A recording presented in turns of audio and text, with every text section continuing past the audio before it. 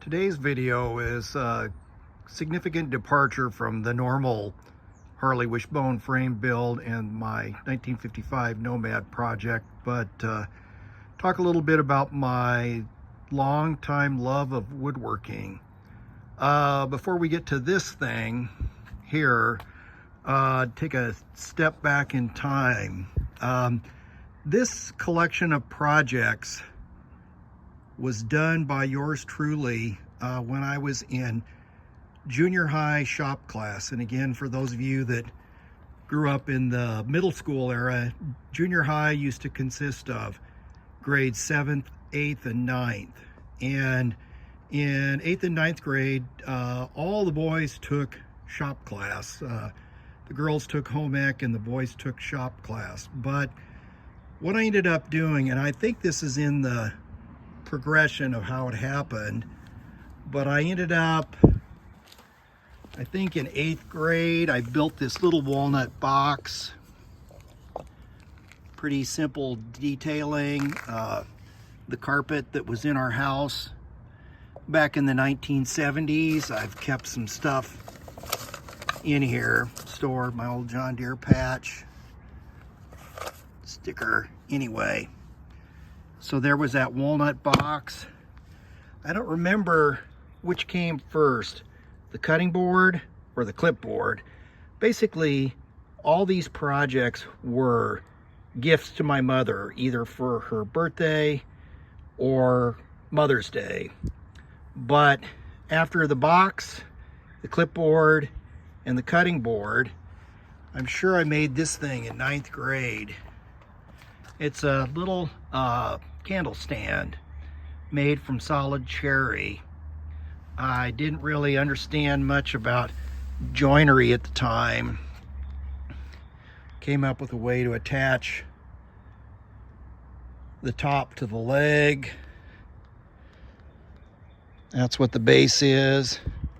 Did all that myself in 9th grade. Glued the boards up. Took a router, put the edge on it. I remember staying at the lathe that probably took me a couple months of lathe work to get that leg turned down. So anyway, when my parents passed away, I got all these projects back. So what that ended up entailing for me was that set the early love of woodworking. And 50 years later, I'm building stuff like this. I started this project before I posted anything on YouTube, but I had always wanted a really nice 18th century American style lowboy. That's what this piece of furniture is called, also referred to as a ladies' dressing table. But I've been working on this for about 3 years. And finally, just this past week, I got the case all glued together, and then also I got the little rail put in the back, and the top is attached in traditional 18th century fashion with these wood clips. Those of you who don't know, prior to 1790, if you needed a wood screw, you would go to the local blacksmith and they could make you a screw one at a time. But then in 1790, the first mass production machine was invented to produce wood screws. So wood screws were available. So in this particular piece of furniture, the only metal fasteners are those screws holding the top to the cabinet.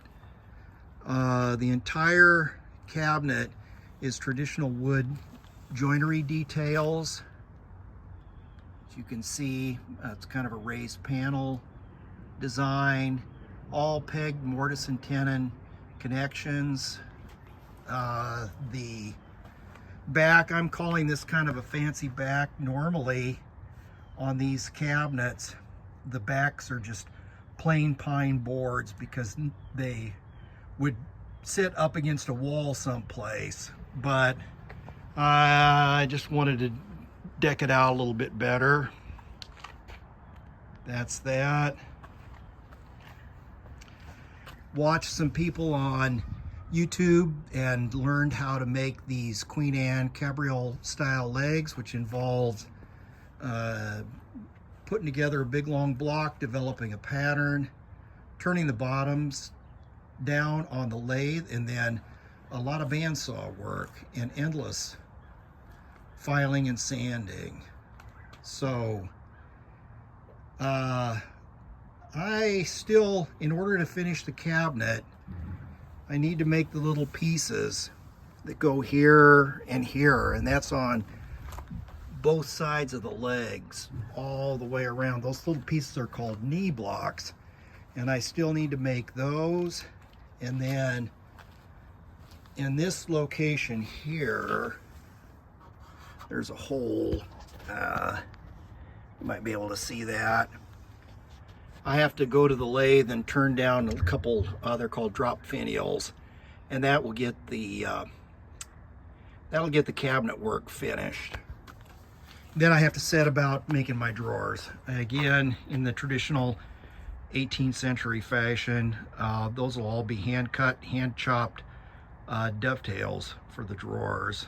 Half blinds in the front and then through dovetails in the back. So anyway, I have kind of resumed work on this and glad to just say, hey, the thing finally got glued together and the top is attached.